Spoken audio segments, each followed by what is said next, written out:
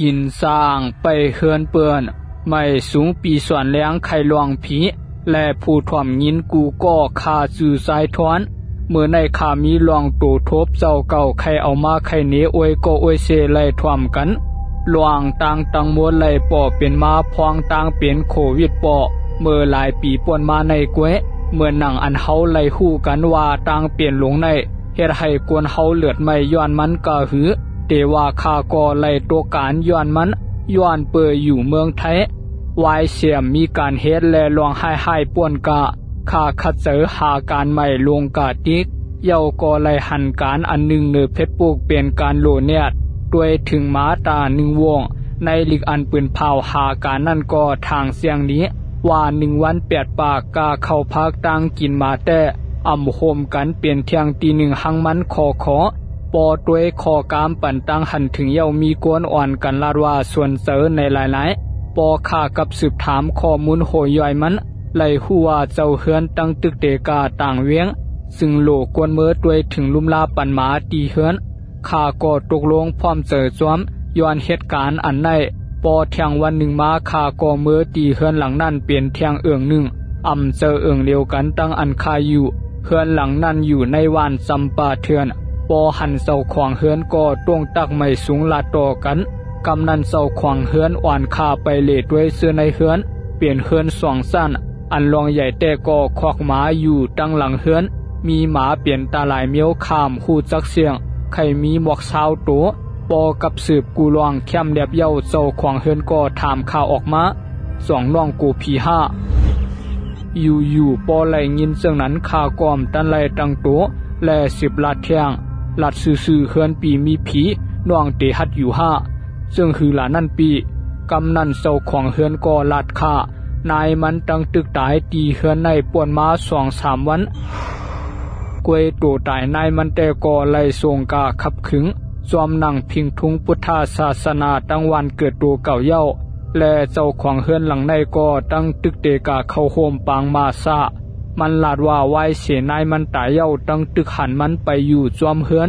กวยก่อมดีโกอีสังเฮ็ดเหมือนหูหันก็ไล่เย้า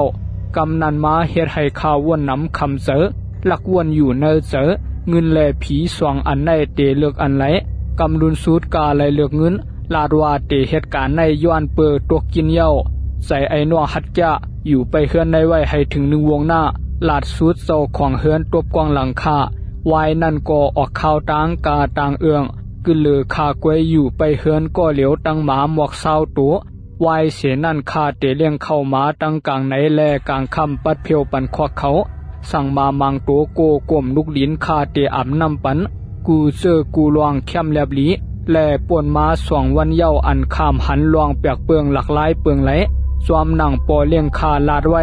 ในตัวเขาวันที่3วายเสคาเหตุการณ์สวมนาตีปุ่นฟันเย้าจังเตนังเสด้วยเสืองอยู่ในเฮือนและไล่หันว่าอีสังก็ซัมปอ6กาเสียงสวมเลยนำเสอสุนโตคาเปลี่ยนกวนไล่เสออยู่เฮือน6เฮือนห้ามสั่งแตบตาเซียนเสอเฮ็ดลองหมดเสอกวยปอเตเฮ็ดก็เหลียวซ้ำอาเปลี่ยนไล่จึงโทห้องอวยก็มาจ่วยอวยก็ขาก็ในซื้อไอต้ามันก็มีการเหมือนกันหาจ่วยกันเสียถูปัดเสื้อในเฮือนตั้งสั้นไตและสั้นเหนือให้ปอใหม่วายเสเฮ็ดลองหมดเสอแคมแลบเย้าอยู่ไอต้าก็ถามข้าเฮ้ยไอทวนเมื่อว่าเจ้าของเฮือนอยู่เกาเลยยินเหมือนเสียงกินกวนมอหรือเฮือนไว้เมื่อข้าเปียกเปืองเสอกำหนึ่งและขึ้นวนเลยว่าเฮือนหลังในมันมีผีเต้ข้าสั่งเตตวบไอต้าว่าเคเปลี่ยนหนูแลนเลียนเสื้อเหนือเฮือนไอต้าก็สืบถามอีสังน้ำปอไหลเงินเย้าก็มือเฮือนในต่อข่าวยามป่วนกาวหอดกลางคืนลวงเปียกเปืองหลักหลายก็ปอเปลี่ยนมาพวางคานังเสด้วยทีวีไหลยินเหมือนมีเสียงกวนปิกปิดพักตูหลังมอม้าจันเหนือคอกามปลายวนอันออกมาในเสืออ่อนตั้งสุดแต่ผี5มากวยกำรุนสุดปอเตวนว่าเป็นผีในโลงกากูเสื้อกูลองก็ไล่นังเก่ากำปอเป็นผู้ลักกวนสวนเตเฮ็ดให้คาไล่เลือดไหมอันด้วยปันเฮือนเปื้อนดีๆปอวนเสื่องนั้นสั่งเตขึ้นโคไหลเมื่อเหนือเฮือนและมีอยู่ห้องหนึ่งอันเปิดพักตัวไว้ในห้องรับสิ่งพิษข้าจึงคัดใจวนให้ปอเปลี่ยนรองนี้เคไอตาลืมปิกพักตูซึ่งอ่างไปกาปีกก กวยปอไปกะฮอดปากพักตูอยู่พักตูก็ปิกเซอต่อหน้าต่อตาข้ามีสังสีอิดข้าสุกเสตกเสอมึงลงกะแลเน็ดไปลงเฮือนกำเหลียวเมื่อพองไปลงโคไหลข้าขึ้นยินเสียงพักตูเปิดปอไหวยักด้วยไหลหันเงาวิวายเหมือนเงากวนเท่าสุกอยู่ตีพักตูเมื่อไกลนั่นเย้าก็ยักด้วยมาตั้งคาเทียง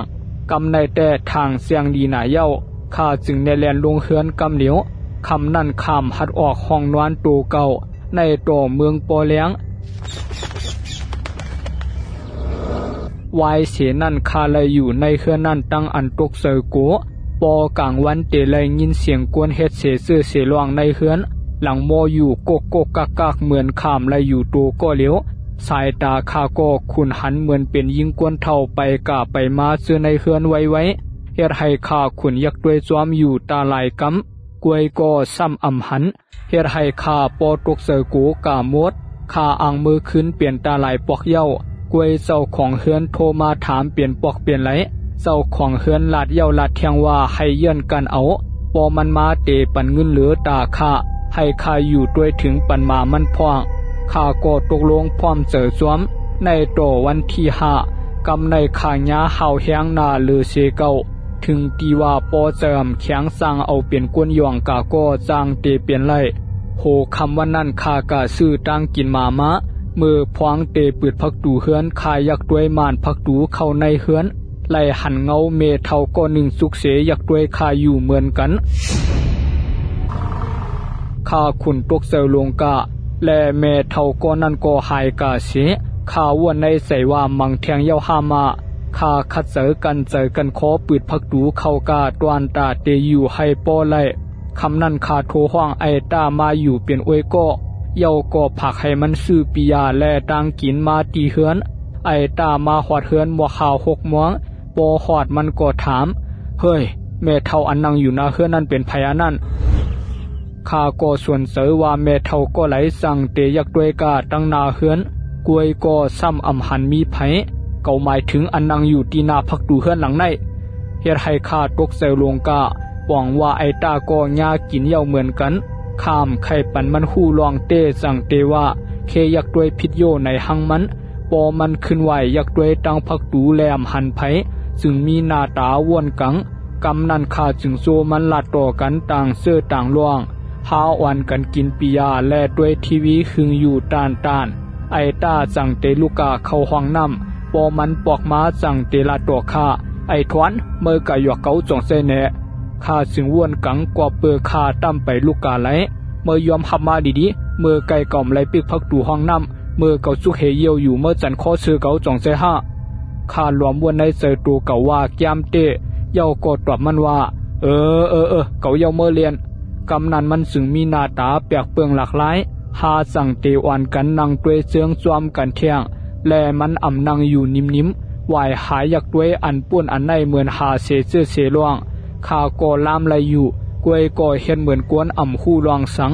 ในต่อข้าวยามป้วนกาไข่ถึงเตียงขึ้นอยู่ไอตาก็ถามข้าเที่ยงกว่าแต่เฮือนหลังได้เปียกเปื้องหลากหลายเหมือนหือไว้กลมคู่เมื่อมันตินมีเสลวงห้างว่านั้นหายทวนข้าก็เฮ็ดแกงไว้หน้าตาเหมือนคู่หันมันไข่เนข้าว่ามือหานั่งด้วยเสื่องอยู่มันหันแม่เท่าอันนั่งอยู่ตีนาพักตูไปเข้ามาในเฮือนล่วงอันไปเข้ามาแต่เปียกเปื้องหลากหลายสังกวยมันเลียนหายเข้ากาในผ่าเฮือนเปียดมือเตซ่าหันวิวายแต่วนวาดด้วยพิษกวยปอหันเป็น2 ปอกปอไหนก็ตับโหลถามอีสังเทียงเย้าปอมันไขมาถึงหมวกกาหน้ายคาก็กาเตไลลัดมันซื่อๆว่ามีอยู่เต